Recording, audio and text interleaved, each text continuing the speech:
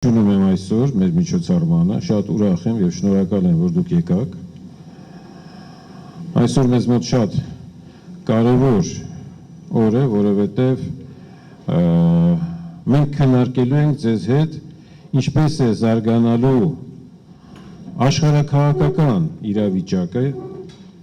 ինչ փոփոխություններ են տեղի ունենալու եւ դա քննարկելու ենք Ռուսաստանի Դաշնության հատուկ ռազմական օպերացիայի 3 ամյա կտրվածքով, ամփոփելով դրա արդյունքները,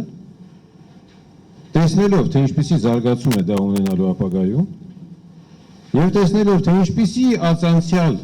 ազդեցություն է ունենալու այդ օպերացիան Հայաստանի եւ մեր տարածաշրջանի վրա,